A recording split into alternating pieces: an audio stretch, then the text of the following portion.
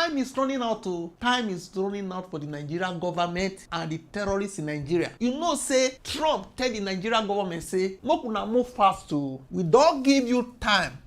Make una move fast with this window of opportunity. While you are moving fast or you are moving slowly, we will be investigating more. For this class, I will show you, say, this week, U.S. Congress go meet on this matter. Many investigations, underground investigations, they go on. They won't meet, discuss some. At the end of the day, they go carry the file, go give Trump. And other people, where see they investigate the matter, where they give the assignment, they return back to Trump. Now I will show you for this class. Notice, say, they talk am, go relax. So, you know, say their own, they go talk am, justify am, action. Don't be like how we say, we no organize. See, they are not joking. According to Punch, alleged Christian genocide, U.S. Congress begins full-scale probe into Nigerian killings. So different people, organizations that have interest on this matter, even people that are affected, all the communities, they go to send their reports. They go to ginger. From the news, we will break it down. What is happening? The U.S. House of Representatives Subcommittee on Africa will hold a public hearing on Thursday, November 20th, 2025. Okay? The hearing is to check President Donald Trump's decision to designate Nigeria as a country of particular concern. They never forget, it's still there. This is about religious freedom in Nigeria. What CPC means again? If the U.S. Senate agrees to it, the U.S. can sanction Nigerian officials involved in religious persecution. They know what you don't know. All the information where they hide from you, they know. Okay? The U.S. can limit some assistance or support to Nigeria. It sends a message globally that religious freedom in Nigeria is under serious threat. Hearing details. The time, 11 a.m. Venue, room 2172, Raymond House Office Building. Chairman, Rep. Chris Smith, who will speak. This person will speak. Senior U.S. official, Jonathan Plant, Senior Bureau official, Bureau of African Affairs. He will also speak. Jacob McGee, Deputy Assistant Secretary, Bureau of Democracy, Human Rights and Labor. Second panel, religious and policy leaders. Nina Shell, Director, Center for Religious Freedom. Bishop Wilfred Anagbe, Catholic Bishop of Makurdi Diocese, Nigeria. Miss Oge Onubogu, Center for Strategic and International Studies. They go all speak for that committee. Meanwhile, this rep, this is what he has to say. President Trump continues to ramp up calls for Nigeria to do more to protect Christians in that country. Let's take a closer look at the roots of religious tension there. The country split into three sections, the north largely Muslim and at least partially governed by Sharia law. The middle belt, which is mixed, and the heavily Christian south. Much of the violence against Christians that we've been hearing about takes place in the northeast region of the country at the hands of jihadist groups like Boko Haram, as well as Fulani militias in the central belt and elsewhere. According to the International Society for Civil Liberties and the Rule of Law, more than 7,000 Christians have been killed in Nigeria this year alone. Some 125,000 in the last 16 years, and more than 19,000 churches burned. So let's bring in Congressman Riley Moore, one of the first lawmakers to bring this to national attention. Good to have you on Fox News Sunday. Shannon, thanks for having me on. So I know the president has tapped you and Congressman Tom Cole to look into this. Can you tell us anything about how you'll investigate and what options you may give to the president, or what plans he should have for handling this?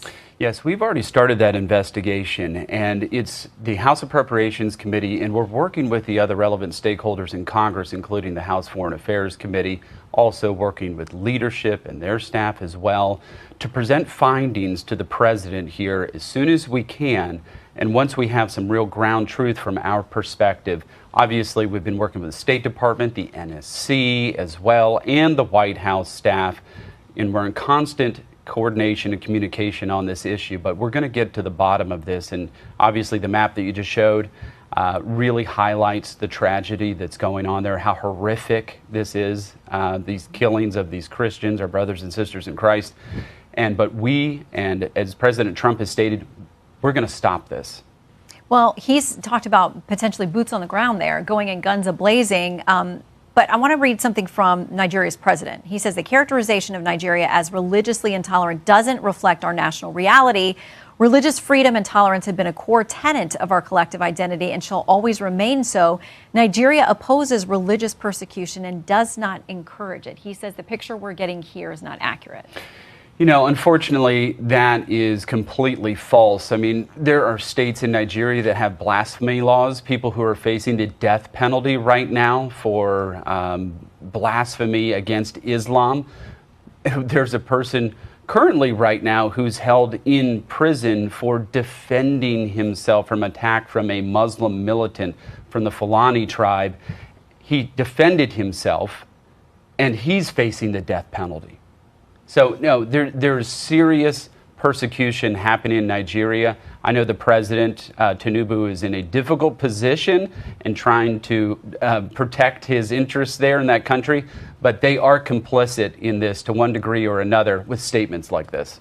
So the New York Times says it's not just Christians. They say attacks on Muslims in the country often receive far less attention within Nigeria and globally, even though they have also been killed by the tens of thousands, with groups like Boko Haram preying on Muslim communities. So is it fair to say that there are other religious minorities, depending on which section of the country, and you're a minority in that particular section of the country, that they are at threat as well?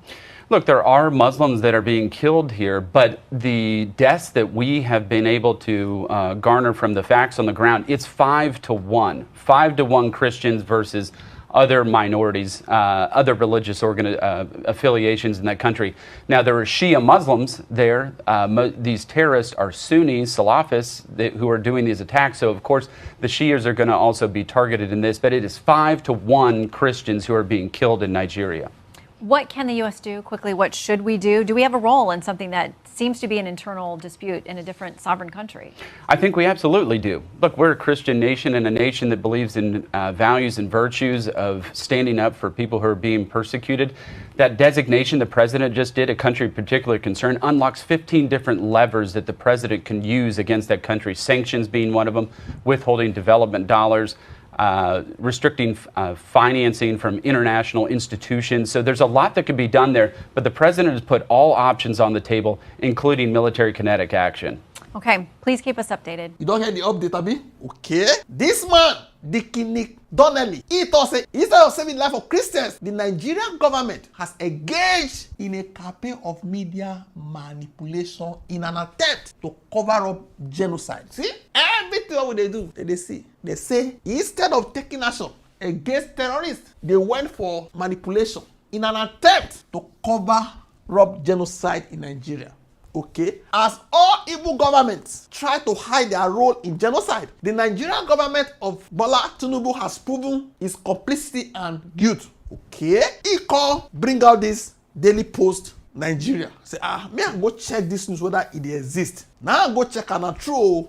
Daily Post, Nigerian government aware of policies fueling Christian persecution. Chooses media manipulation. So, okay, now there take a from Ted Cruz. Now go back to Cruz Twitter page, say, make us see whether this thing they true. As you can see, it talking. Nigerian officials know their policies have created an environment in which Christians are being persecuted and slaughtered, including their enforcement of Sharia law and their tolerance for Islamic violence. Their tolerance for Islamic violence. It can include this false news report you can see in this place. So the purpose of this class is to let you know, say, spread your CD. No be say as they do am for here. We just see one news. This person and this person, they gbasgbos. After 2 days, we come out, go sleep. And that one and that one, they kiss. And this one and this one, they fight online. No. Once they carry matter, they put on like caucus. They dig deep. The matter they on. They never sleep. So again, Nigerian government, we gonna move fast. All the allegations are counter allegations. Whether they talk to all of them against our president, true or false, it don't mean anything. We move fast. We don't know they keep people. That is the most important thing. What do you think? Drop a comment section. Don't forget to like, share, and subscribe to this channel. Thank you.